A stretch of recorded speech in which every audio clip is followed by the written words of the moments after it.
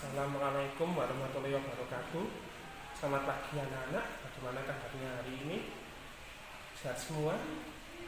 Alhamdulillah sehat semua. Masuk semua ya hari ini? Alhamdulillah. Nah, untuk pelajaran hari ini Bapak akan mengajarkan tentang suhu dan kalor. Jadi maksudnya suhu dan kalor ini adalah tentang panas ya. Kita akan belajar tentang panas. Untuk hari ini, Bapak akan mendemonstrasikan tentang pengaruh suhu dan kalor atau pengaruh panas terhadap benda-benda di sekitar kita.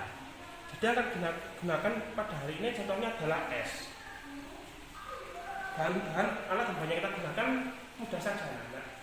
Jadi wadah, ada apa saja, mungkin gelas, tapi sekarang Bapak menggunakan panci kecil ini dan es ini ukurannya berbeda, ada yang kecil ada yang besar ya. Coba perhatikan kedua es ini. Nah, ini antara yang besar dan yang kecil. Ketika es dibiarkan di udara terbuka begini saja, nanti lama-kelamaan mencair. Coba kalian perhatikan dan kalian catat.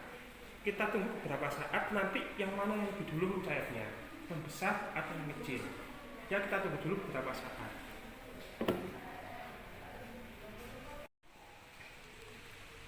Coba anak-anak perhatikan, ketika es mencair, perhatikan prosesnya ya, yang dari belakang yang tidak kelihatan, maju saja ke depan, tidak apa-apa.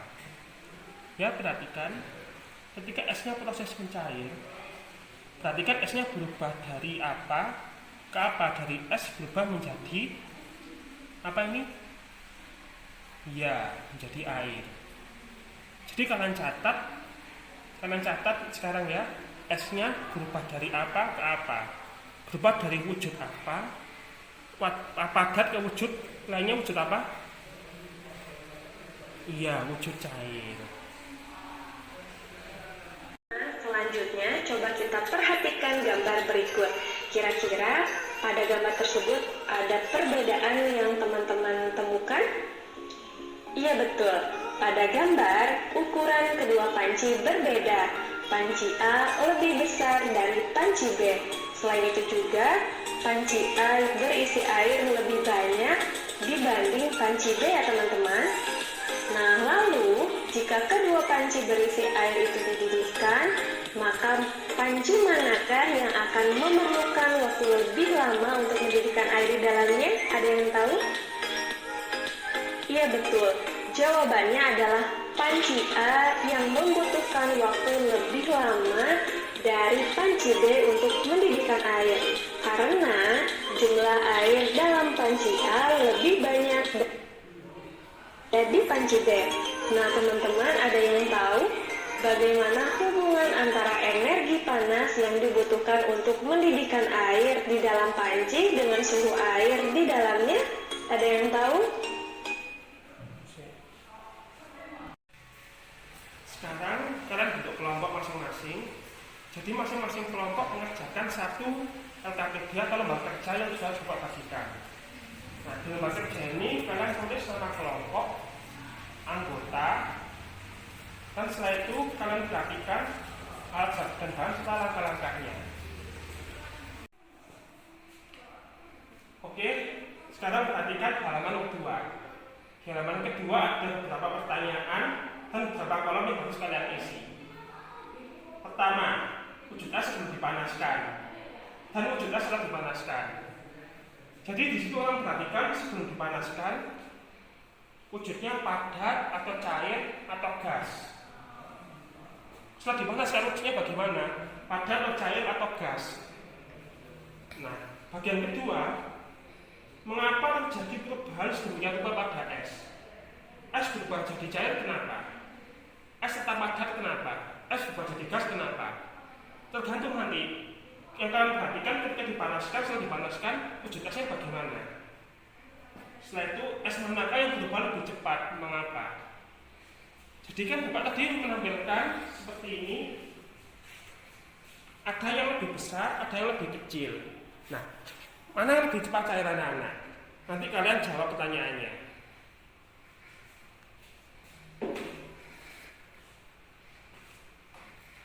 Setelah itu seperti yang ditampilkan tadi, juga ada selain ada es ada air. Nanti airnya ketika dipanaskan bagaimana? Berubah menjadi gas, tetap cair, atau kembali padat. Setelah airnya dipanaskan, nanti bagaimana? Berubah menjadi gas, tetap cair, atau menjadi padat. Yang tadi kalian perhatikan tadi. Setelah itu pertanyaan yang berikutnya, mengapa terjadi perubahan sedemikian rupa pada air? Nah, ketika dipanaskan, kenapa airnya berubah seperti itu? Nanti kalian jawab. Berikutnya, air manakah yang berubah lebih cepat? Mengapa? Dari bagian ini, bagian air manakah yang berubahnya lebih cepat? Dan mengapa? Kalian jawab nanti. Ada yang ditanyakan?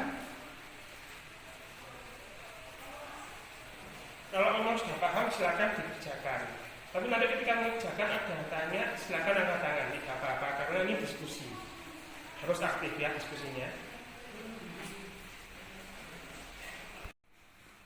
Untuk membantu pengerjaan kalian supaya lebih paham, nanti kalian bisa membaca sumber-sumber yang lebih banyak di modul IPA yang sudah kalian miliki. Atau jika masih bingung, bisa cari sumbernya di internet. Nah, tapi dengan satu syarat, jika kalian sudah menemukan satu sumber, tapi sumber itu kalian masih bingung kebenarannya, benar atau salahnya, kalian langsung angkat tangan, setelah itu tanya, supaya Bapak bisa mengarahkan apakah ini benar atau salah. Bapak tidak akan memberi jawabannya, tapi Bapak hanya mengatakan yang benar saja. Nanti kalian yang membaca, yang menyimpulkan. Oke, paham? Nah, sekarang kalian kerjakan diskusi kelompok dan usahakan jangan terlalu berisik ya. Oke, silakan bekerja. Oke, anak-anak, setelah kita berdiskusi panjang lebar tentang suhu dan kalor, nanti kita simpulkan. Nah, perhatikan. Tadi kan kalian menyatakan bahwa kalau yang airnya lebih banyak, lebih cepat panasnya atau lebih jauh mendidihnya daripada air yang lebih sedikit. Mengapa? Nah, karena semakin banyak jumlah air, semakin banyak energi yang dibutuhkan untuk mendidihkannya. Kesimpulannya, kejahatan yang berbeda memerlukan energi panas yang berbeda juga. Contohnya air. Semakin banyak airnya, energinya lebih banyak, sehingga untuk panasnya lebih lama. Dan untuk yang air lebih sedikit, energinya lebih sedikit, sehingga untuk panas mendidihnya juga lebih cepat. Begitu juga dengan es. Es juga seperti itu. Ini. Nah, untuk es yang lebih besar, butuh energi lebih banyak, kalau lebih banyak untuk melelehkan es ini, mencairkan es. Dengan es yang lebih kecil, untuk es yang lebih kecil butuh energi yang lebih sedikit untuk mencairkan es ini. Jadi semakin besar esnya atau semakin banyak airnya, perlu energi yang lebih besar. Semakin kecil esnya atau semakin sedikit airnya, perlu energi yang lebih kecil. Benda-benda digital juga sama seperti itu juga, semakin besar atau semakin banyak, perlu energi lebih besar untuk memanaskan, sama juga. Semakin kecil atau semakin sedikit, perlu energi yang lebih kecil untuk memanaskannya. Jadi seperti itu cara bekerjanya kalor atau energi panas. Oke, demikian pembelajaran kita hari ini.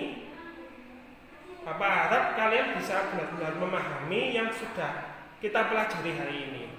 Untuk mengasah hasil pemahaman kalian, Bapak sudah bagikan sebuah lembar kerja yang lain, sebuah evaluasi.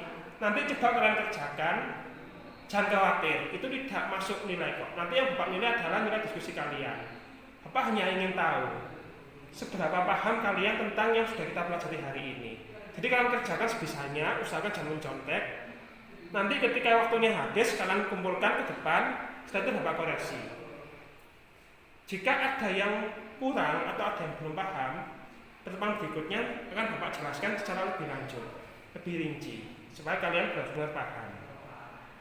Ya, sampai sini saja. Terima kasih atas perhatiannya. Assalamualaikum warahmatullahi wabarakatuh.